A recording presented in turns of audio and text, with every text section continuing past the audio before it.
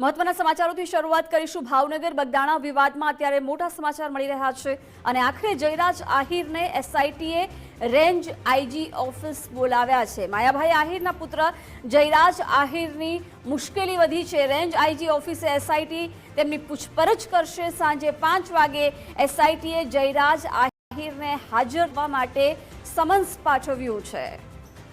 Range IG ઓફિસે SIT Jayraj આહિરની પૂછપરછ કરશે।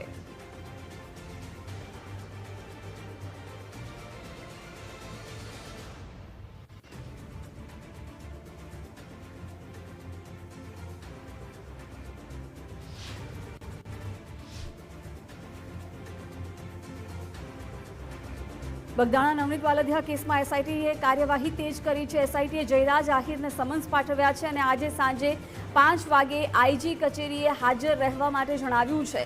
પીડિત નવનીત વાલધિયાની પ્રતિક્રિયા પણ હવે સામે આવી છે। જયરાજ આહિર વિરુદ્ધ એસઆઈટીને 15 પુરાવા આપ્યાનો પણ તેમના દ્વારા દાવો કરવામાં આવ્યો છે। એસઆઈટી સાચી દિશામાં તપાસ કરશે તો અનેક મોટા ખુલાસા થશે। એસઆઈટીએ રામવાડા અને મહુવાના ચેતન સોનીની પણ પૂછપરછ કરી। કેસમાં અત્યાર સુધી 11 આરોપીઓની પૂછપરછ પૂર્ણ થઈ છે।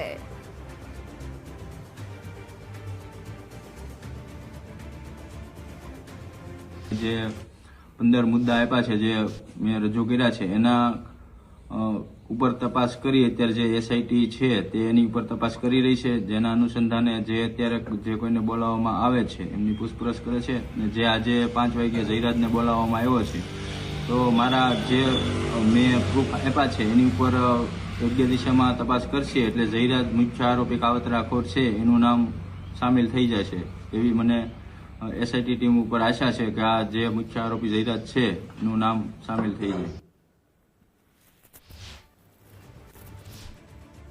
ભાવનગરના નવનીત બાલદિયા મારામારી કેસમાં એસઆઈટીએ કાર્યવાહી કરી છે।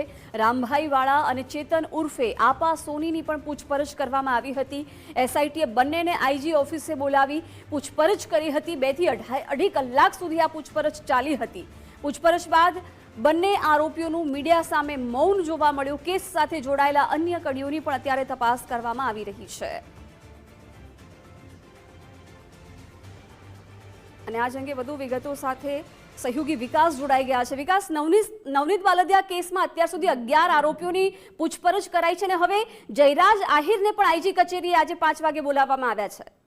બિલકુલ, આખા પ્રકરણમાં કોઈ મોટો ઘટસ્ફોટ થાય એની પૂરેપૂરી શક્યતા જોવામાં આવી રહી છે કારણ કે હવે એ અંતિમ તબક્કો આવી ગયો છે આખા પ્રકરણમાં। એમાંથી એ પડદો ઉચકાવાથી કારણ કે હવે જે છેલ્લા 2 વ્યક્તિઓની પૂછપરછ કરવામાં આવી છે આ આરોપીઓ નથી પરંતુ આ કેસમાં ક્યાંક એમનું કંઈ હશે કોઈ કનેક્શન એના માટે એમને બોલાવવામાં આવ્યા, ક્યાંક નામ આવ્યું હશે અને 2 નામ છે, એક તો રામભાઈ વાળા અને આપા સોની ચેતન એનું નામ છે।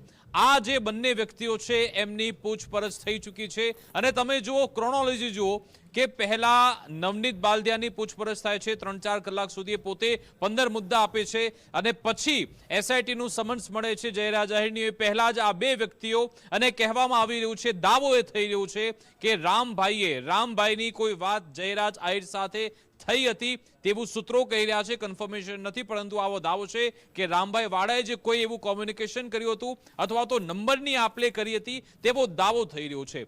બીજી બાજુ જે સોનીની વાત થઈ રહી છે એમણે પણ કોઈક જગ્યાએ કોઈ રહેઠાણ અથવા તો કોઈ હોટલમાં કોઈ પણ જગ્યાએ એમને કદાચ કોઈ આશરો આપ્યો હશે કે જે પણ આરોપી છે એવો દાવો થઈ રહ્યો છે એવી સૂત્રો તરફથી જાણકારી છે કે એમાં એમનું ઇન્વોલ્વમેન્ટ હોઈ શકે છે। શું એમનું ઇન્વોલ્વમેન્ટ છે કે કેમ એને લઈ આ બંનેની પૂછપરછ કરવામાં આવી, એમને આરોપી તરીકે લાવવામાં નહોતા આવ્યા, ફક્ત પૂછપરછ એમની થઈ છે।